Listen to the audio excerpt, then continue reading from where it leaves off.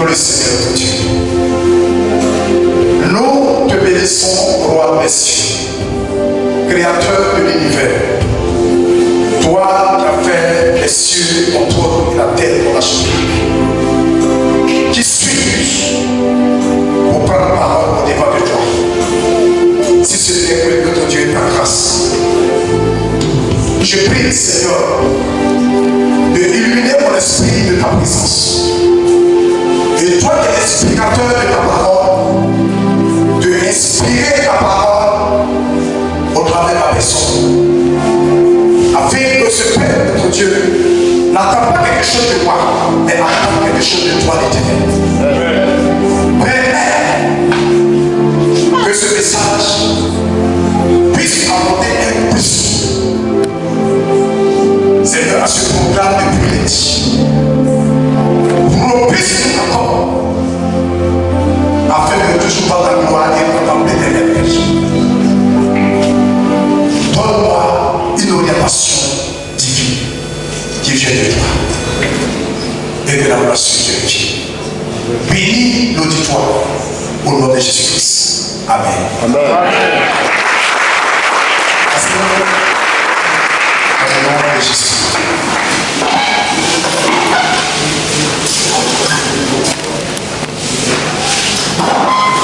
Prenons notre Bible dans le livre de Josué, Josué 14, verset 6. Prenons à partir du verset 6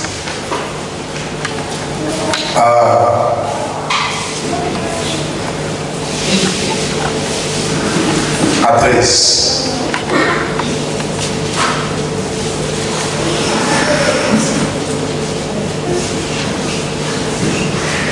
Je lis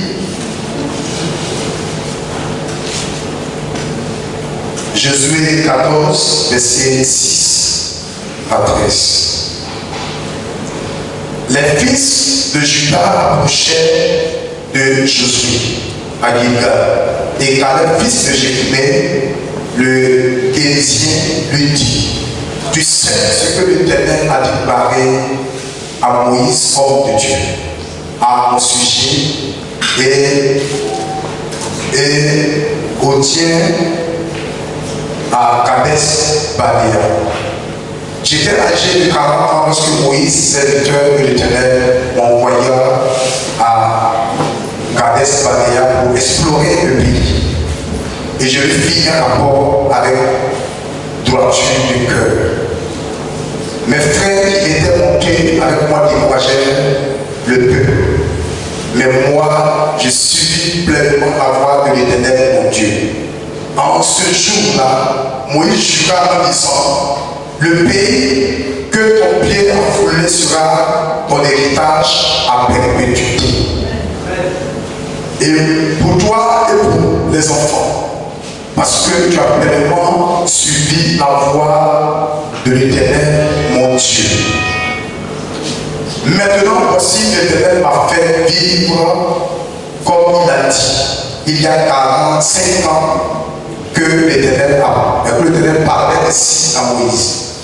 Lorsqu'Israël marchait dans le désert, et maintenant, voici, je suis âgé aujourd'hui de 85 ans. Je suis encore vigoureux comme au jour où Moïse m'envoya. J'ai autant de force que j'en avais alors, soit pour combattre, soit pour sortir, soit pour entrer. Le verset 12. Donne-moi donc cette montagne dont l'Éternel a parlé dans ce temps-là. Car tu as appris alors qu'ici trouvent les Anakites et qu'il y a des villes grandes et fortifiées. L'Éternel sera peut-être avec moi et je chasserai. Encore, l'Éternel a dit. Jésus bénit Caleb, fils de Jéphunnée, et lui dit, et lui donna Hébron pour héritage. On ajoute le verset 14.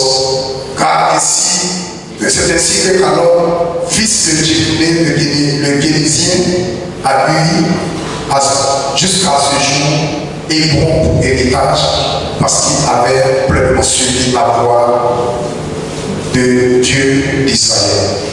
Que Dieu bénisse sa parole. Amen. Alléluia. Le thème qui nous réunit tous ce soir, c'est donne-moi cet homme montagne. Alléluia.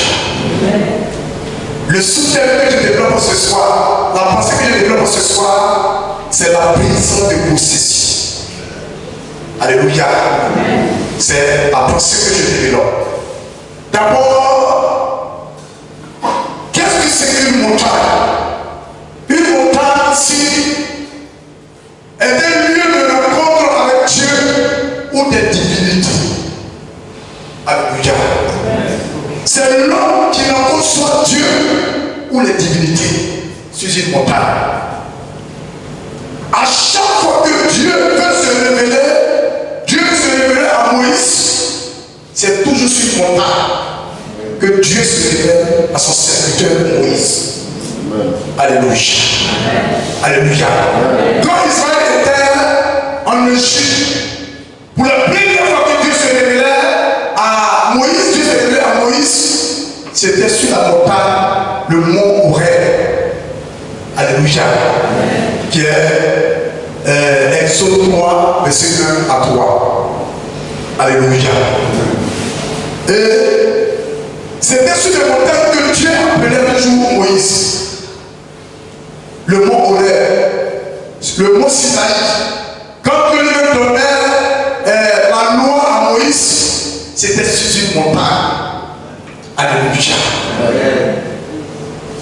Même Abraham, pour le sacrifice d'Isaac, c'était sur l'une des montagnes que Dieu lui avait indiqué d'aller sacrifier son fils en l'enfant Isaac. Alléluia. Quand Dieu devait montrer Canaan à Moïse, c'était sur l'une des montagnes. Alléluia. Que Dieu avait monté Moïse et Dieu a présenté Canaan à Moïse. Alléluia. C'est passé sur une des montagnes. Alléluia.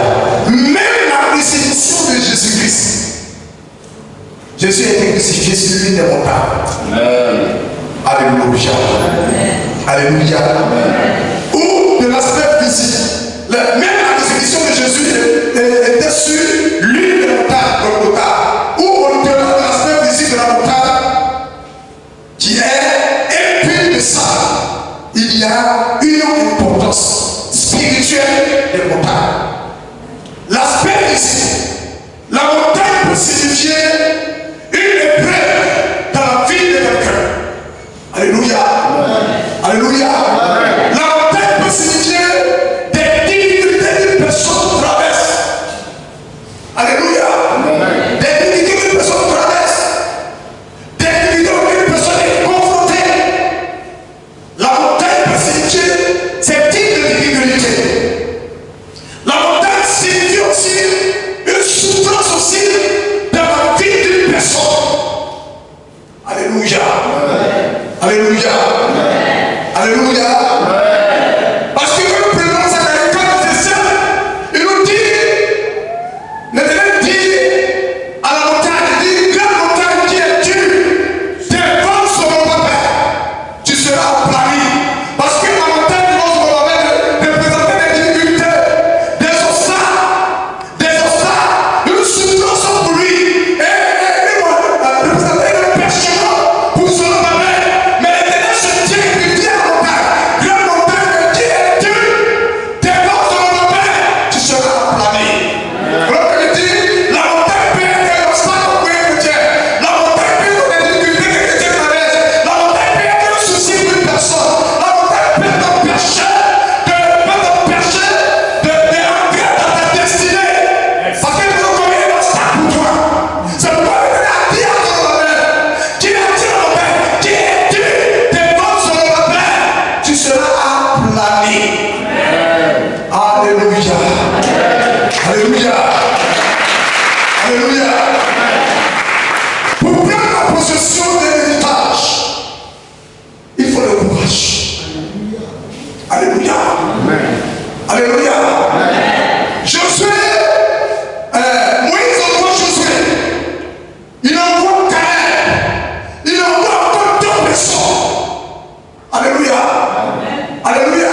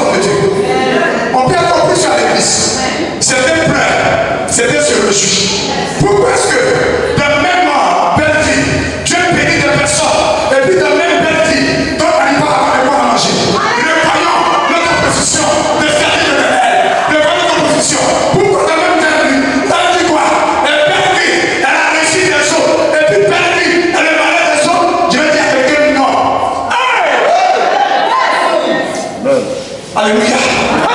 Alléluia. Alléluia. Alléluia. Alléluia.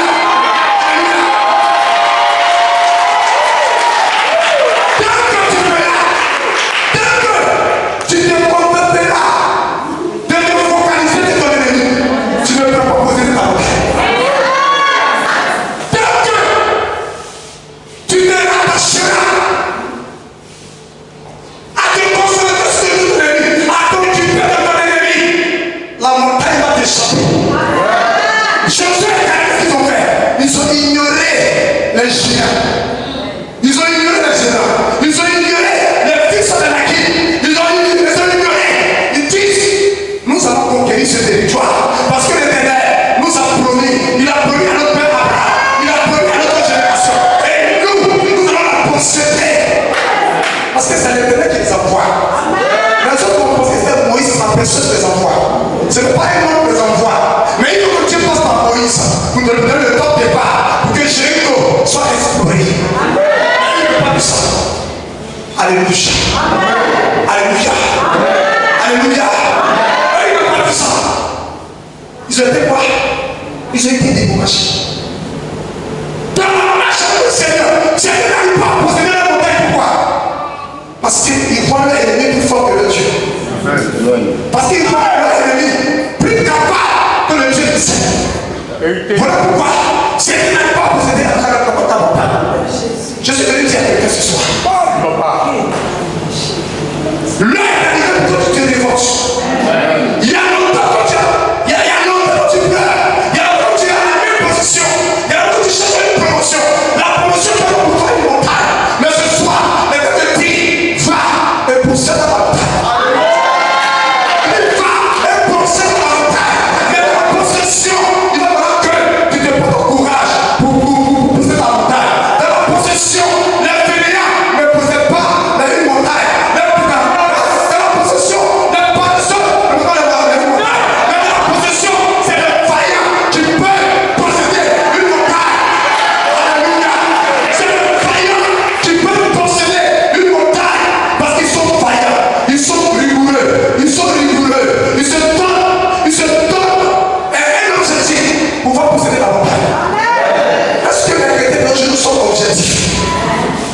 Alléluia.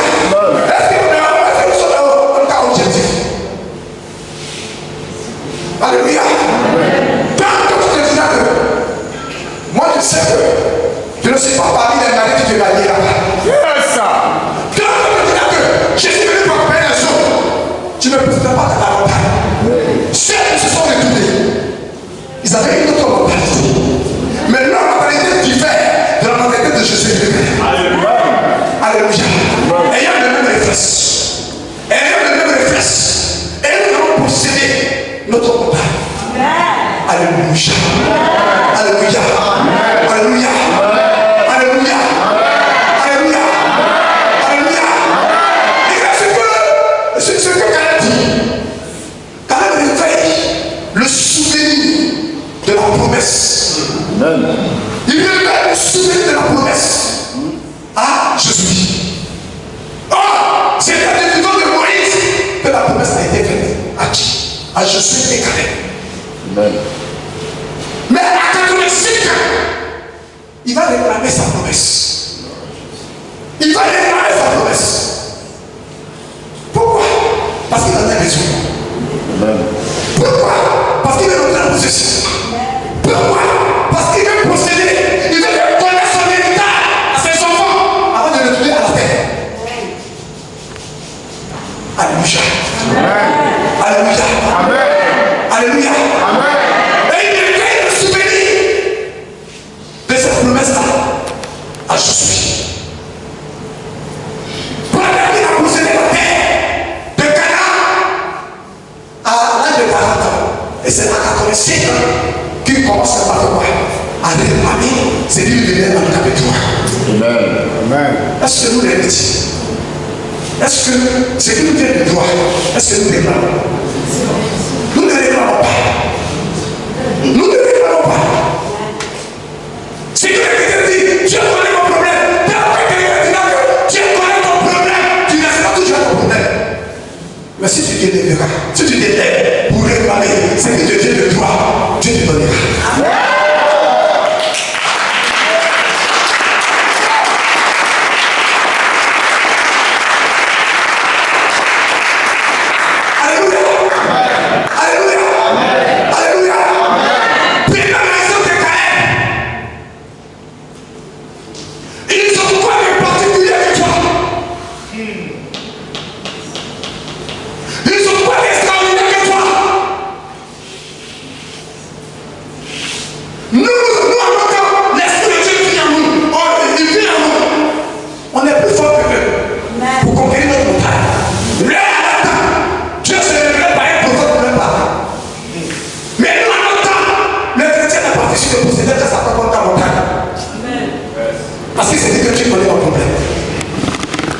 Alléluia. C'est que tu fais ton problème. Alléluia. Donc c'est à côté pour cette montagne. Mais c'est nous qui chérissons. C'est nous qui louons la maison. C'est nous qui louons la maison. Tout ce qu'on gagne, c'est avec ton don. Ayons une nouvelle mentalité. Josué et Caleb. Quels ont d'extraordinaire que toi tu n'as pas, que moi je n'ai pas. On va posséder nous-mêmes quand on va faire le plan. Ils savent le même Dieu, mais ils arrivaient à faire quoi? Il arrivait à réclamer ce qui lui venait en temps de toi. Donc, ne te lèvera pas pour réclamer ce qui vient de toi. Ne peut pas posséder quand tu as montagne. Il a eu la pensée de faire quoi? De réclamer ce qui lui venait en temps de toi. Alléluia. Pour prendre possession d'un héritage, il faut le courage, l'honnêteté, la droiture de cœur, la sincérité et la vérité. Alléluia. Et la justice. La possession d'un héritage dans le pays à certains règles où il faut avoir cette vertu. Jésus avait des vertus. Jésus avait des vertus. Il avait des vertus. Il était courageux, un homme battant, un homme charismatique. Un homme qui dit que je veux, il va finir par conquérir. Alléluia. Alléluia. Il avait des vertus. Dans la réalisation de la destinée pour la possession de ton héritage, il faut résister. Il faut résister au contre-espionnage, à la corruption, la peur. L'intimidation. Ceux qui sont retournés, ils ont eu peur. Ils ont été intimidés. Ils ont été troublés. Et le Dieu les a disqualifiés de la grâce et de la faveur de Dieu qui devait obtenir sur la terre de Canaan. Alléluia. Amen. Alléluia. Amen. Et la compromission qui aboutit au découragement et à l'abandon. C'était compromis parce qu'ils ont vu les géants. Et la compromission de quoi? A cédé l'abandon et ils sont revenus dans la course. Dans la marche avec le Seigneur, certaines personnes n'arrivent pas à posséder leur montagne parce qu'ils abandonnent très tôt. Certains n'arrivent pas à posséder leur grâce parce qu'ils abandonnent très tôt. Ils n'arrivent pas à rentrer dans leur promesse qui a été faite parce qu'ils abandonnent très tôt. Alléluia. Amen. Alléluia. Écoutez-moi bien. Quand nous prenons l'histoire de David, l'Éternel dit à David que si tes fils prennent garde à toi, tu ne manqueras pas de succès sur le trône d'Israël. Dieu lui parle.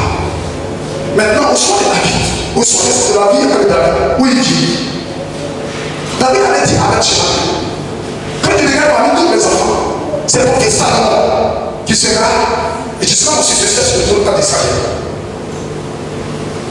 Du vivant de David dans sa vieillesse, oh, il faut qu'un homme d'abord qu'on puisse changer le cas pour préparer notre roi. Dans sa vieillesse, qu'est-ce qu'il va faire? Il entend Nathan, qui est le prophète, vient dire à Bathsheba, nous avons eu une nouvelle en Israël. Le mec qui a pris tout le temps la rentrée. Que Adonijah, il a proclamé roi à la place du roi David. Est-ce que le roi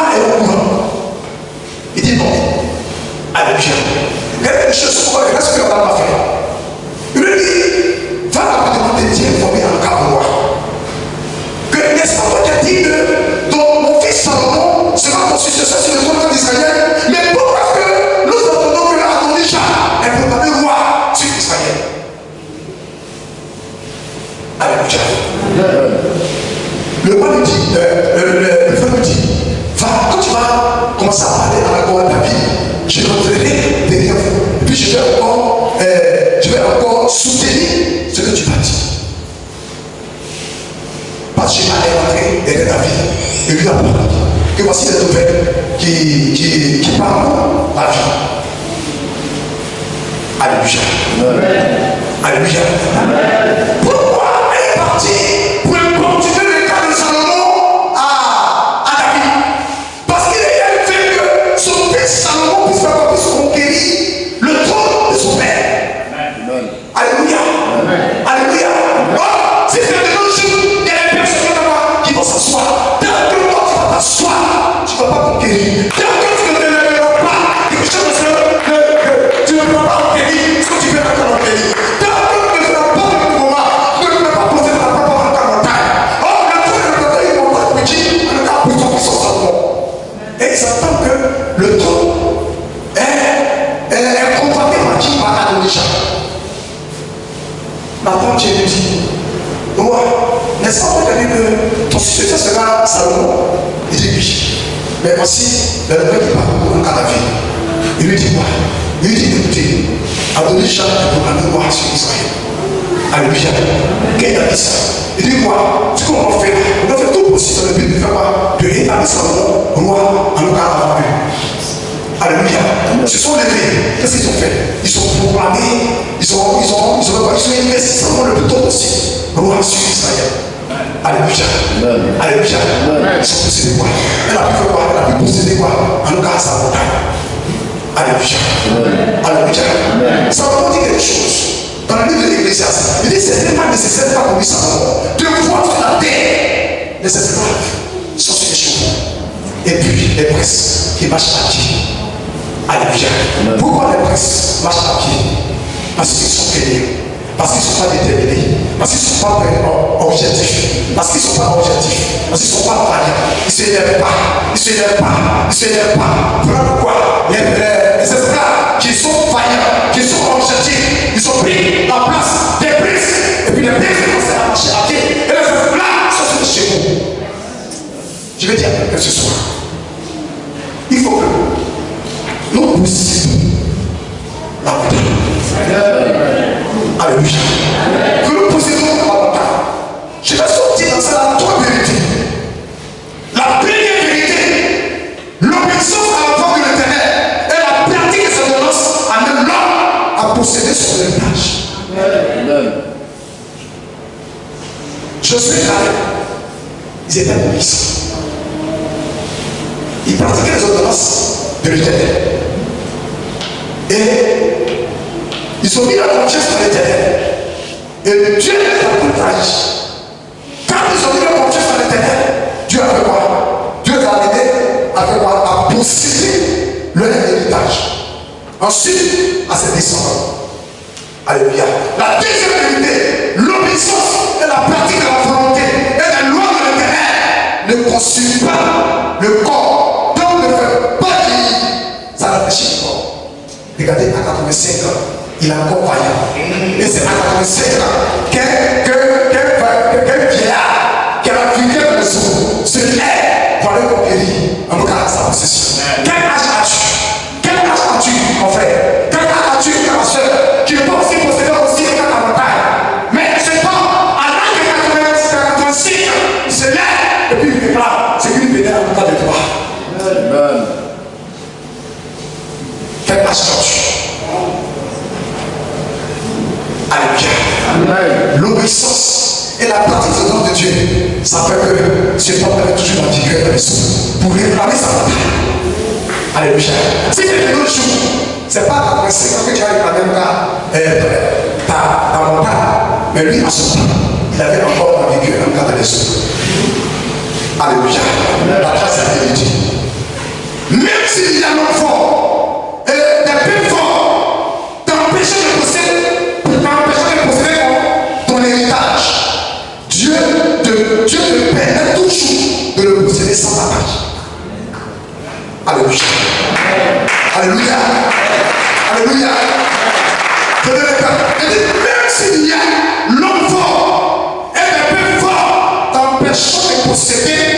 l'avantage, Dieu te permet toujours de le posséder sans avantage. Alléluia. La quatrième vérité.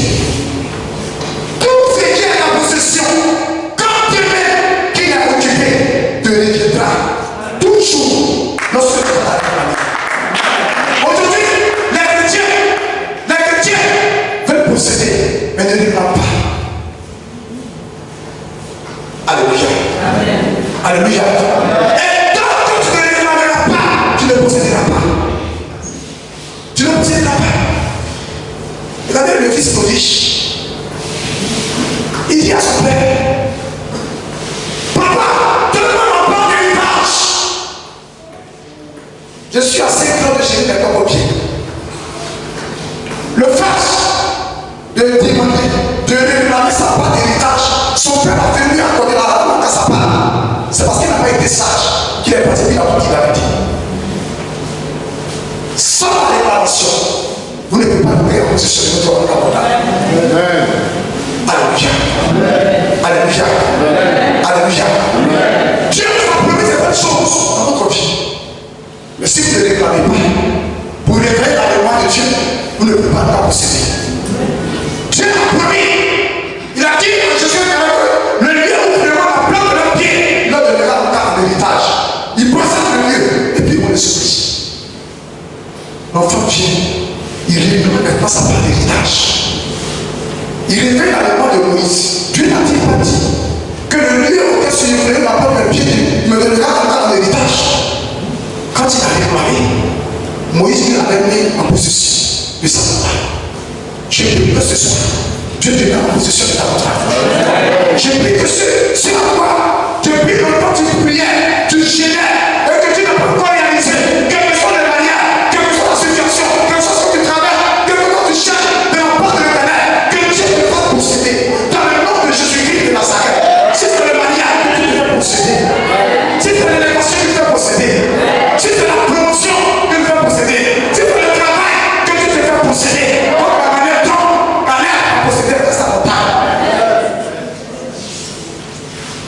Alléluia. Alléluia. Beaucoup souffrent à l'église par la mise de possession. Parce qu'ils ne font pas quoi? Ils ne font pas la réclamation. Alléluia. Alléluia. Alléluia. Caleb avait une possession. Mais pour posséder la montagne, il a fallu qu'il vienne vers Josué pour faire réclamer à sa possession. Alléluia. Nous avons tous des possessions que Dieu nous a accordées. Mais il va falloir que chrétiens nous sommes, nous nous levons pour réclamer cela. Alléluia. Alléluia. Il faut être courageux pour réclamer. Si tu ne te mènes pas, si tu ne mènes pas le combat de la réclamation, tu ne peux rien posséder. Caleb a fait quoi? Amener le combat de la réclamation. Donc le Seigneur a fait quoi? Il lui a fait posséder l'éducation. Alléluia. Combien de nous réclamons la possession? Pas de réclamation, pas de possession. J'ai terminé pour conclure. En conclusion. Comme la Bible dit, le royaume de Dieu appartient à qui? Aux violents. Si tu n'es pas violent, tu n'es pas violence, tu ne peux pas guérir ta montagne. Alléluia. Alléluia. Pour cette montagne, si Caleb a pris le temps de révéler la mémoire de Josué pour posséder la montagne, c'est que la montagne, il y a de l'or dans la montagne. C'est que la montagne, il y a de la manganèse. C'est que la montagne, il y a du pétrole. C'est que la montagne, il y a quelque chose d'extraordinaire. Il a vu dans la montagne, mais il n'a pas voulu expliquer pour que ça soit la possession de quiconque. Il y a des prisons dans la montagne. Alléluia. Voilà pourquoi il s'est levé. Il a réclamé sur toi. Alléluia. Nous allons donner des vies. Ce soir, qu'est-ce qui est ta montagne? Qu'est-ce qui est ta montagne?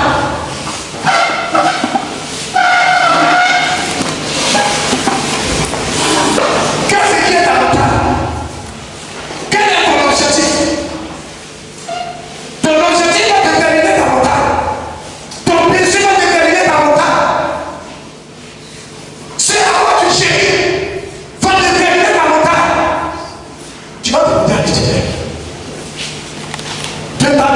posséder ta montagne. De t'amener à posséder ta montagne. Tout ce que l'Éternel t'a réservé.